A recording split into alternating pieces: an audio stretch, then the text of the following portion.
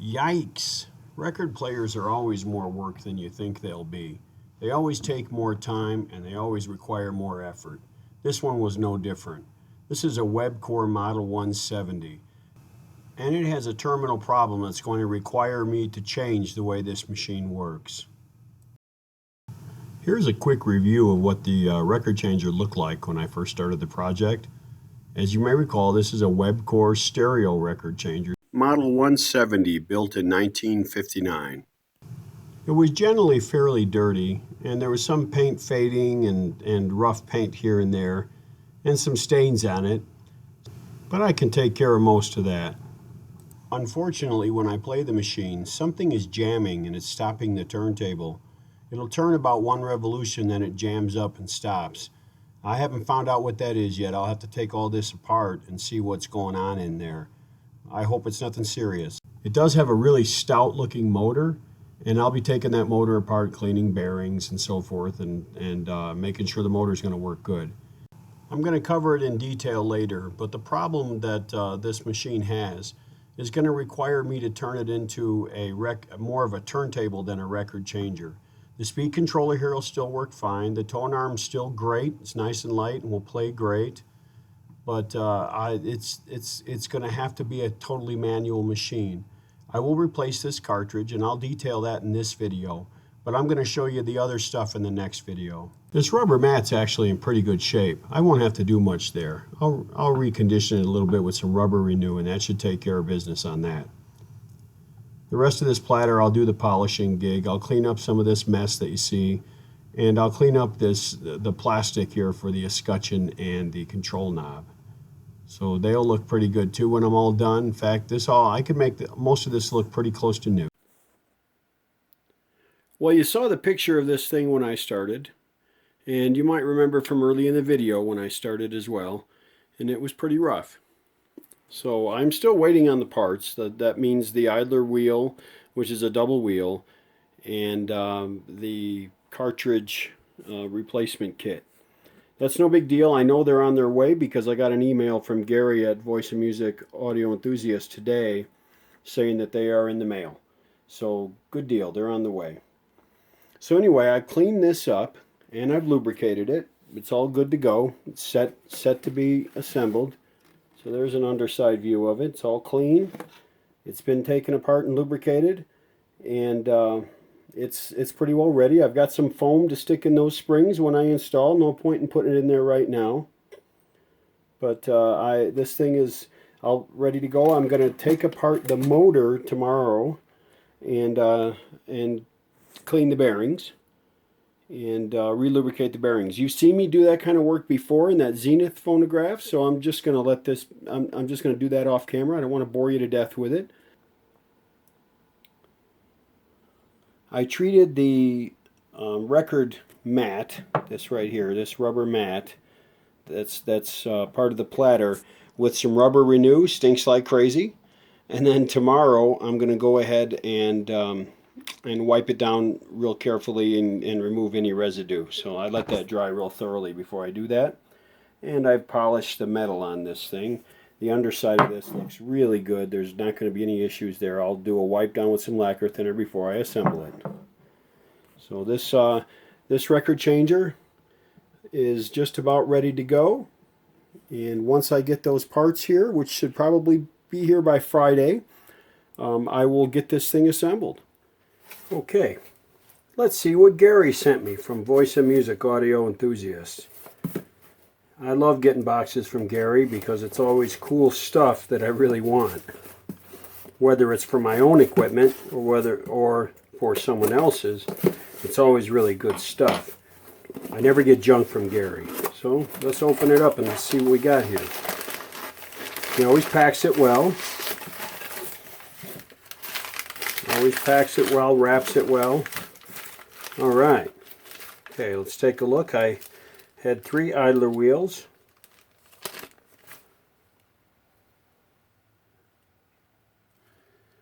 So this one here is for the web cord that goes with the Scott. So oh yeah, that rubber feels nice. This will work great. This will work fantastic. I'm not sure why, but Gary has asked me not to write on these anymore, and I used to write the information right on the wheel. So it's something to know when you send your stuff off to him. I think it interferes with his process somehow, so I always put it in a baggie, and I put the information on it. That way, if there's any confusion later when I get it back, you know, that kind of thing. And it's sometimes, who knows, it might help them as well. Okay, so this is for the Scott. Okay, this one here goes with that Zenith. This is very nice. Rubber is nice and soft. It looks really beautiful. Beautiful. So I'll make sure this one gets set with that project. And then, let's see, what's this guy here? This one was not the Zenith. This one here was the Admiral. This goes with that Admiral. Okay. This one he already stocked, so I didn't have to send the old one. That's right. This one goes with the Zenith. And let's take a look. This is a little bigger wheel. Oh yeah. Beautiful, man. Beautiful. Very clean, tidy. I can tell that's the original disc. I remember that disc well. So I ordered some of these little clips, new clips that Gary has come up with that they clip right onto a round peg on a cartridge, but then they have a flat, so it's like an adapter, but then they have a little flat terminal. So the deal is I can solder these right to my fine wires and then clip them right onto the round ones, and they work out real nice. I think Gary designed these to be adapters because they slip onto a round pin on a cartridge, and then you can connect your wire with a flat clip right onto these little buggers. They'll work out pretty nicely. I also ordered a couple of crystal cartridge replacement kits from him. This one is the KCCA and the KCCB. I'm going to get started. This is the KCCA. It's a, I think it's a Phono, I think that's how you say it, Phono P228. Nice cartridge. They sound fantastic. I really like them. I have a helper. His name is Fred, and he wants very much to help. But there's only so much that cat paws can do when replacing a cartridge on a record player. So I have to share the seat with him, and that's about all he gets from me. As long as he doesn't get too crazy, it'll be okay. But look at what I have to do, guys. This is why he's not my pet. I am his staff. You understand? See, he wants to help. I work for cats. I don't know if you know that. If you have a cat, you do. You are nothing but staff. So I'm going to try real hard to work around Freddie here because wifey's in the hospital and Freddie's a little lonely. So I'm going to go ahead and set my camera up so I can work around this situation. And there we go. Let's see if that works out, guys. Okay, Fred, let me have some of the sheet, will you please? I just want a little bit, buddy. There we go. First thing you should always do is make sure it's going to fit. I've got one screw mounted here already, so let's go ahead and see if this is going to fit in there. Yep, that should work fine. Let's see what it looks like with the cover off of there. Make sure it's going to sit fine. It should. This should work out just fine.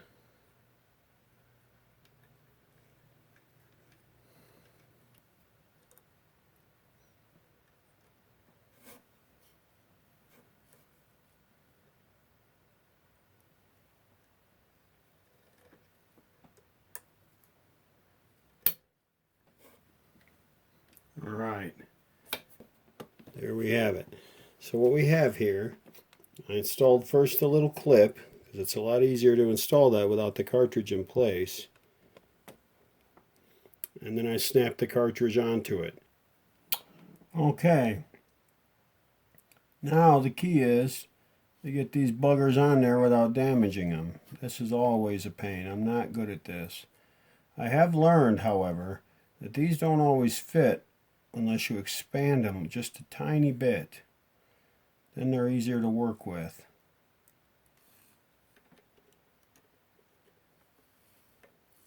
You'll see in a second why I like to install the cartridge first. because then I can get my wires on without worrying about holding that cartridge without damaging the stylus. If you don't expand these just a little bit, you wind up maybe damaging the cartridge too. You want to be careful. And it's not hard to expand them. Just stick something relatively round, just tiny, just, you know, it's tapered down into the hole, and expand it a hair. It'll slip on the cartridge fat better, and you won't risk dislodging one of the pins by pushing too hard. And if you expand it too much, you can always squeeze it back down. I'm about as coordinated as a bull in a china shop. That's what my mother used to tell me all the time.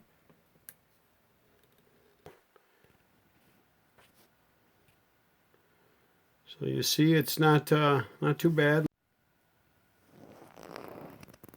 There goes the cable all the way down into the record changer.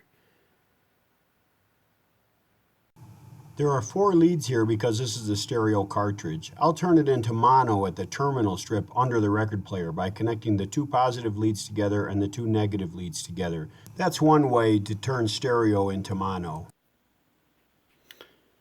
Okay, there we go. It's looking real nice. All installed. Real pleased with it. I think it's going to be fine. I don't really need to do anything at all with this part up here, this plate, this mounting plate. It's all good. Really, what's really nice are these suspension grommets are in excellent condition. So there's nothing to worry about there. It's always smart to lubricate the motor if I can. This shaft may or may not come out. I don't. At least the bottom one I can take off. Get some lube in there and clean it up. So let's do that real quick. All right, these are 5/16 nuts. I like to work, when I do this kind of work, on a towel. It just keeps things organized, keeps things clean, and if things fall, it keeps things where I want them to be. Okay. What you may or may not know about the inside of these guys, this bushing actually pivots in there. They're all like that, and you can see it right there. It's kind of on this little spring type mount, so it kind of returns it to center, but they all have a pivot to them. That way you don't have to worry about alignment. This is all pretty clean.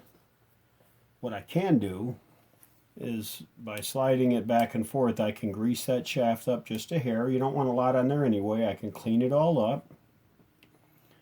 And I can get in this side here and clean it down in here as well with some Q-tips. And of course I can clean this up. So I'll get pretty darn close to fully taking it apart, and this will work just fine for what I need. Alright, we'll clean out that bearing. Again, this thing is in good shape. It won't take much. Just get in there with the Q-tip. It's always a tight fit. And the idea here is to clean out old lubricant. That's what gets sticky, see? There's not much in there. I've seen a whole lot worse than this. Alright, then I'd like to get the shaft of the motor. Usually there's more junk on it than on this one. This one's in pretty good shape. Alright, so that's good.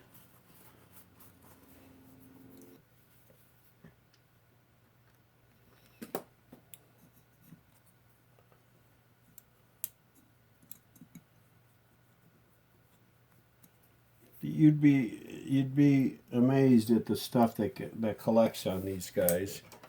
Once you get them clean, they'll quickly go south on you if you don't also lubricate them just a little bit. They don't require a lot.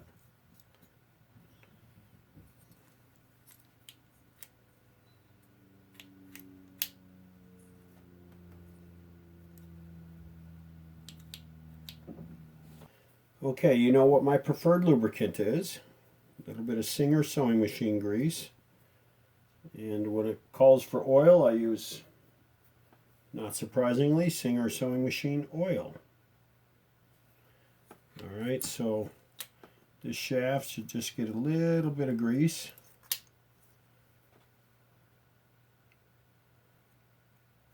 You put too much on there and it causes problems.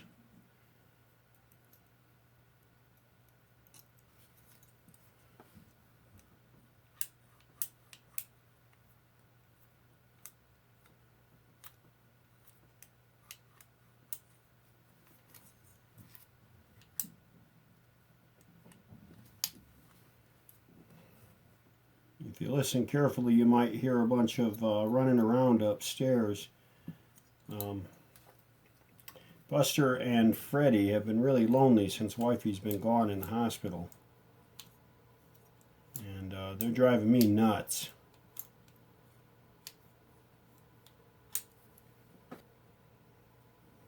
Wipe off the excess with that Q-tip. Okay. Turns nice and freely. Great. Let's go ahead and put a little bit of lubricant in that bearing. Down in this bearing, this bushing well here. Don't want to fill it up. Remember, most of it's going to be filled up with that shaft. It's not important which way this goes on, because this thing, remember, it's got that adjustable bushing.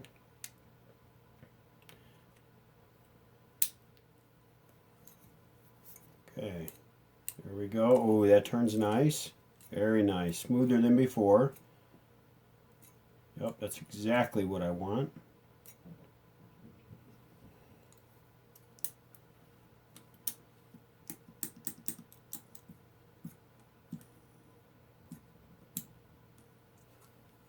Perfect. All right.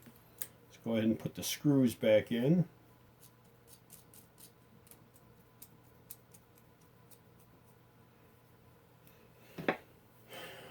5/16 wrench. Okay. One last check.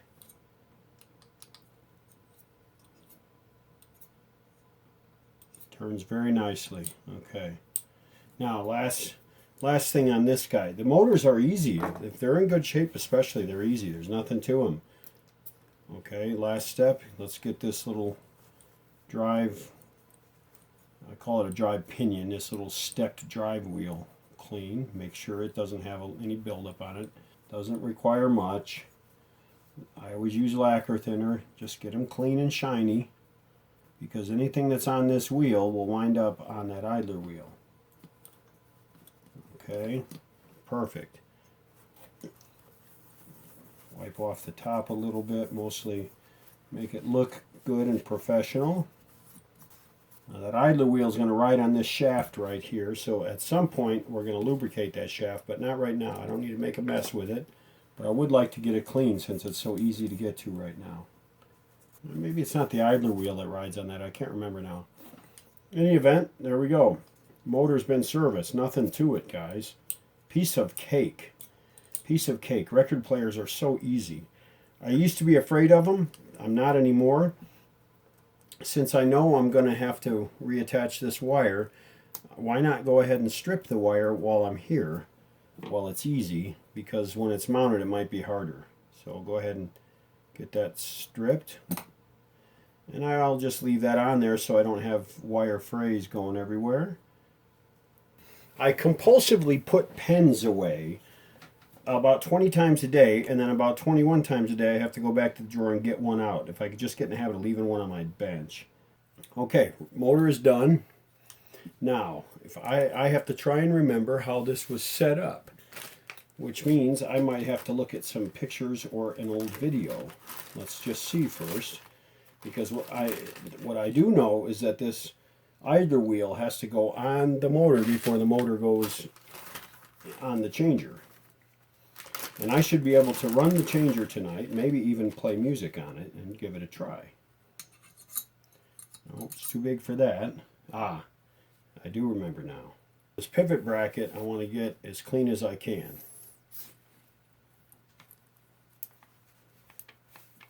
This is the the shaft that the idler wheel is going to run on, like so. So even though I'm going to lubricate that, I want to get it clean first. It's easy to do now, harder to do later. I went back and took a look at the video, and I began to understand how this was assembled. First off, I was wondering about this little piece, and I didn't notice that inside this hole is not a hole. It's like the hole. It's not a round hole. It's like the hole in a knob shaft. It's got a flat on it, and this little pivot here for this pivot bracket also has a flat. So this would go on just like that. And it's made of Teflon, so you don't lubricate that. All you do is gum it up if you do that. And then this guy, it's also Teflon. Put my specs on. This guy has also got like a Teflon or nylon sitting down here at the bottom of this right here. Okay, so this also goes on there like that, and then this wheel, I'm going to sit on here like this and ride against this step changer and see how this is going to slide up and down when you change speeds, right? That'll be there, it'll be there, it'll be there. You know, okay, so way down here, it's probably the 78 speed. That's probably 45, that's probably 33, and that'd be 16. Okay, the motor speed never changes, just the ratio of this size, this diameter to this diameter changes, and that's what changes the record speed. I remember seeing that little, again, that's like a Teflon washer. That's again a bearing surface. So I don't want to lubricate the hell out of that because that'll just get icky. I don't want icky. I will put a touch of grease inside this bore, just a touch. And most of it will come out when I push it down on here, which is fine. I'll wipe off the excess. I just want a little bit. But I don't want to put a bunch on that Teflon. See? That's all I wanted. Just a little bit. There you go. Nice. Nice. I remembered a shim being there, but then I watched the video, and the video reminded me that this thing didn't have anything securing it down, that it was flopping around. So I'm going to break into my supply of E-clips and find an E-clip that will fit and secure it. I'm not very good at guessing which E-clip is the right size. I usually have to go through several iterations till I get it right. I'll go ahead and see if I can't make this work.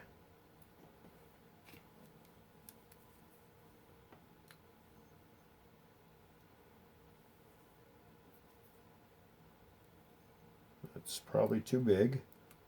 Yep. Terrific.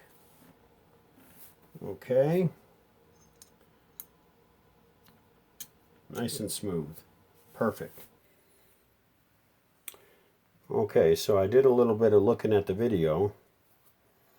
As it turns out, this here rides down like that. Oh, actually, it does ride down like that, but there's that speed changer linkage that comes off of here, and this little guy here sits between the speed changer linkage and this here, and it sits on there like this, and the speed changer linkage runs this way actually. So this curved part rests down into the speed changer linkage.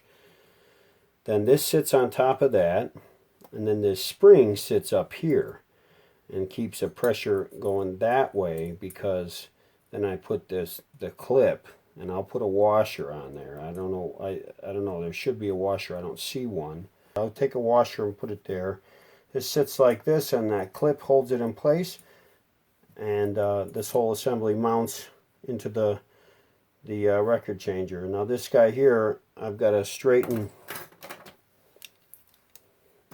This guy here, I've got to straighten all the little flats so that it slides down and stays down on this shaft right here. Let's get cracking on this.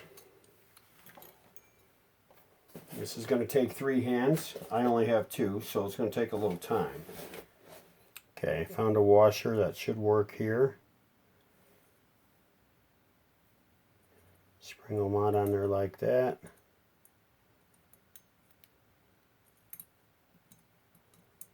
And the washer will mount on there like so. Alright, here's that linkage that is going to sit on this guy. And the way this works, this little part here, I believe will ride in like that. Oh, you know what? It's going to sit like that. What was I thinking? And then as that thing operates, this will act as a detent. I bet you that's how it works. This is a detent. See, it's hard for me to show you this. Let me see. That will act as a detent. I'm pretty sure that's what's going to happen here. So, okay, very cool. First, the motor is going to go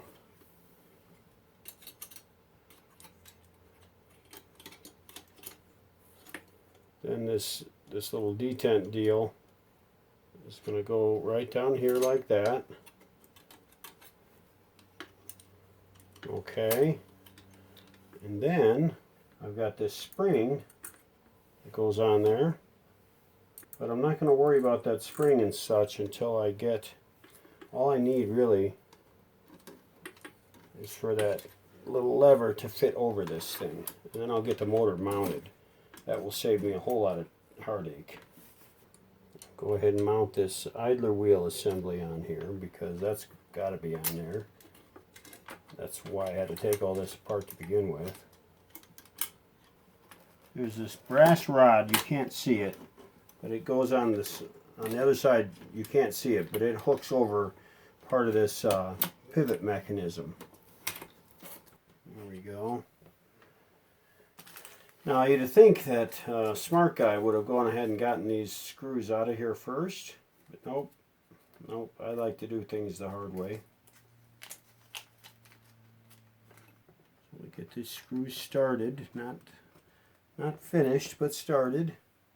I didn't see any star washers, and I don't remember removing any when we took it apart, so I'm not going to sweat the star washer thing just yet. If I have to remove them one at a time after, I will.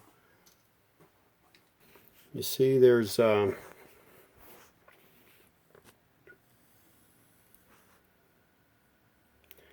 there, right there, that right there is the stepped wheel. There's the this turning, that turning there is the idler wheel. And you see down there that little detent Teflon, that half moon deal, that's the Teflon detent. And this whole pivot shaft rides on the shaft that that detent is sitting on. And then there's that long lever that connects off to the speed select knob. So all this had to get arranged in order to assemble this, and it had to be positioned correctly. I still have to get this rod around that shaft right there, but that'll just take a minute. This is a really obscure way to mount things. Webster Chicago, the people that made this, made it big in the wire recorder business for a little while, and I have several of their wire recorders. They made awesome wire recorders.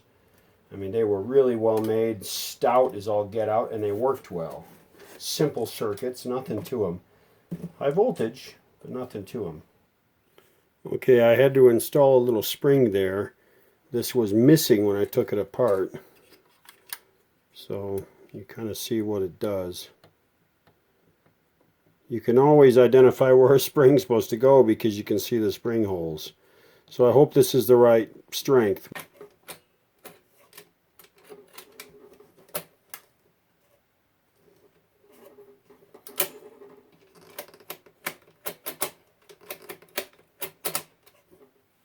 You may recall that I mentioned at the beginning of this video that there was a problem with the record changer. It was jamming. Something in this mechanism here, this slider mechanism, is causing problems in jamming up and not allowing things to operate. I checked out the manual that I got off of Radio Museum, and then I watched the thing operate after I put things back together. And I did discover the problem. I'm going to talk about the problem in the next video, but it is a more serious problem than I had hoped it would be, and it's going to require me to probably turn this into a turntable rather than an automatic record changer. There's not much that I can do about that, but I'll discuss it in the next video. So I'll close this video. It's getting a little long. I'll see you in the next part. From Salt Lake City, this is Michael. That's all for now.